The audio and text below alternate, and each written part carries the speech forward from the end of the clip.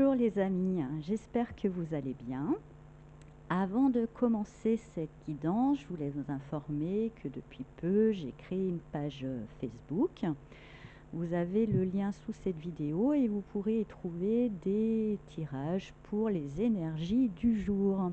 Voilà, donc je vous invite à y aller, à vous abonner, liker, tout ce qu'il faut, tout ça, tout ça.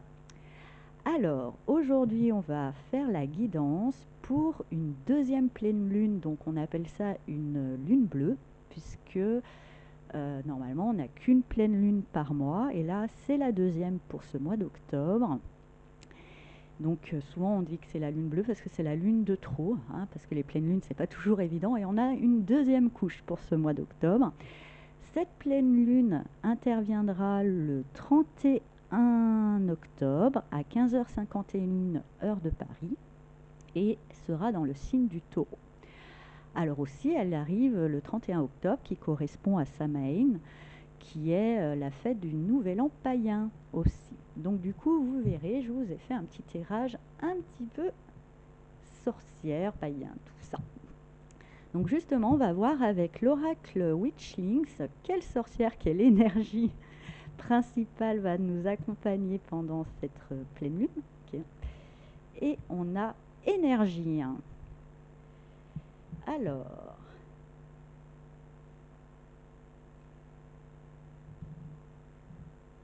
hop, je ne sais pas si vous voyez bien cette petite sorcière avec le reflet. Donc cette petite sorcière s'appelle énergie, donc on va peut-être déborder d'énergie. Il va falloir, je pense, quand même apprendre à la canaliser. Il ne faut pas que ça déborde et que ça parte dans tous les sens. Et la petite phrase nous dit qu'avec une énergie sans limite, nous sommes capables d'atteindre des rêves qu'on ne pensait peut-être pas possibles, enfin de réaliser nos rêves. Donc voilà, donc il faut y mettre, je pense qu'une énergie, oui, sans limite, mais je dirais aussi bien canalisée, hein, que ça ne parte pas dans tous les sens et que ça ne soit pas explosif. Parce qu'effectivement, c'est la deuxième pleine lune, ça arrive dans un contexte un petit peu compliqué. On a Mercure et Mars rétrograde, donc on est limité hein, quand même dans nos actions, dans nos communications. C'est pas évident. Donc c'est vrai que peut-être je sens qu'il y a une énergie qui s'accumule, elle sera peut-être un peu prête à exploser. Essayons de vraiment la canaliser pour en faire quelque chose d'efficace. Mais on va voir déjà avec le familiar Starro, justement, quelle invitation de croissance nous sommes invités. Donc on a le 2 d'épée.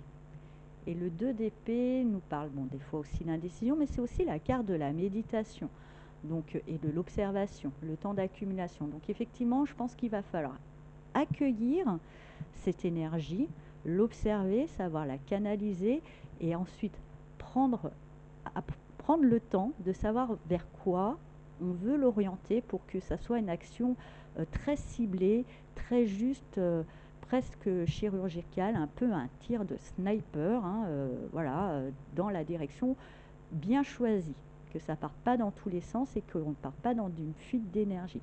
Donc ce 2 d'épée nous invite quand même à accueillir, à observer, à intégrer et à prendre le temps de bien réfléchir sur comment utiliser cette énergie pour arriver justement au 10 d'épée. Ouh là, on a pas mal d'épées.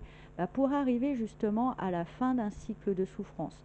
Effectivement, cette énergie ou cette réflexion doit intervenir pour moi pour mettre fin à quelque chose qui commence à devenir lourd, à quelque chose qui commence à devenir souffrant pour beaucoup, hein, déjà même cette situation. Mais voilà, il faut quand même prendre le temps de réfléchir, de canaliser cette énergie qui va nous être envoyée et qui va peut-être nous mettre aussi une énergie de frustration hein, par rapport à quelque chose qui nous limite et qui est frustrant, justement pour que en une action quelque part, en quelque chose d'assez efficace, on puisse enfin mettre un terme définitif à quelque chose de souffrant. Qu'est-ce qui va nous aider, nos forces? On a la reine de bâton. Et cette reine de bâton, justement, c'est d'avoir un certain pouvoir, aussi croire en soi, une forme de lumière et une forme de confiance. La reine de bâton dans le tarot, moi je l'appelle la diva, hein, c'est quand même celle qui aime bien avoir tous les spots, qui se dit qu'elle est la plus forte, qu'elle est la plus grande. Donc justement, hein, quelque part se prendre pour savoir, et c'est même pas se prendre, prendre conscience quand même de notre pouvoir, de notre grande force. Par contre, quand même bien réfléchir sur, sur comment et vers quoi, hein, utiliser ce pouvoir de manière efficace. Pas que ça parte dans tous les sens, hein, vraiment j'entends ça assez fort. Donc vraiment canaliser tout ça. Mais en tous les cas, ce qui va nous aider, hein, dans cette démarche, c'est la prise de conscience quand même d'un certain pouvoir et une envie aussi de s'élever, hein, de prendre une place plus importante, de grandir et avoir une certaine reconnaissance, voire notoriété, qui va je dirais, peut-être justement nous motiver avec en plus cette énergie qui va nous être envoyée par la pleine lune, nous motiver à bien réfléchir et à poser une action pour enlever toute forme de limitation dans cette envie d'élévation. Qu'est-ce qui va moins nous aider, hein, les forces de résistance? Et on a l'as de bâton. Et bien justement, hein, c'est cette énergie un petit peu primaire, ça va moins nous aider si on ne sait pas la canaliser, hein, justement, qu'elle parte un petit peu dans tous les sens. C'est un as, même si c'est le début, du coup, elle n'est pas mûrie. D'où l'importance vraiment d'observer, de prendre le temps de savoir exactement dans quelle direction on veut cibler cette énergie qui revient ici, qui va venir, je dirais, quelque part. Ce qui ne va pas nous aider finalement, c'est ce que nous envoie la pleine lune, bien que pourtant ça sera l'outil. Ça peut devenir une force de résistance si c'est mal géré. Donc vraiment important d'accueillir dans un premier temps, de ne pas tout de suite en faire quelque chose, d'abord de l'accueillir et de savoir vraiment en faire une action ciblée pour arriver à cette fin de cycle de souffrance. Alors, en cette période justement de Nouvel An païen et autres, et de cet automne, c'est une période qui est où la frontière entre le monde invisible et le monde visible est la plus mince. C'est pour ça que justement on célèbre nos défunts à ce moment-là, puisque la distance entre le monde des défunts et notre monde physique est la moins éloignée, hein, voilà, la distance est la plus petite. Et il y a une grande possibilité de communication, c'est pour ça que souvent on célèbre aussi nos défunts le 1er novembre, tout ça, puisque c'est là où la communication, je dirais, est la plus ouverte.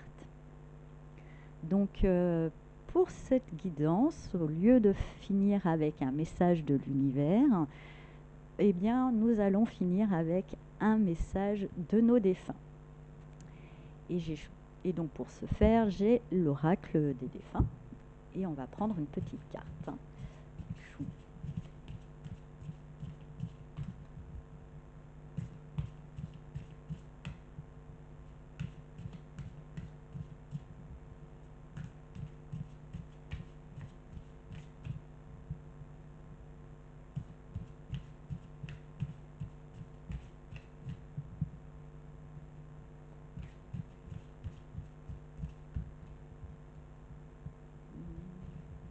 Celle-ci.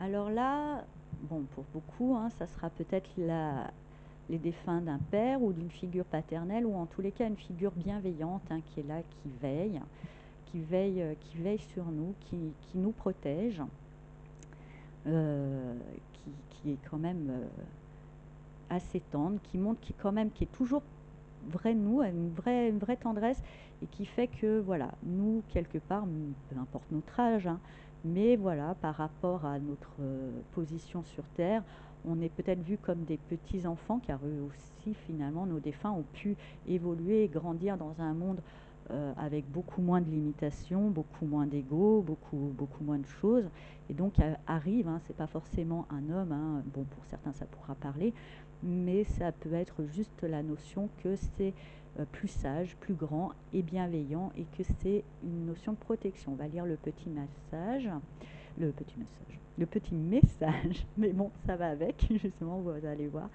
Je te caresse la joue, je te regarde, parfois tu me sens, parfois pas. J'aime être près de toi. Donc,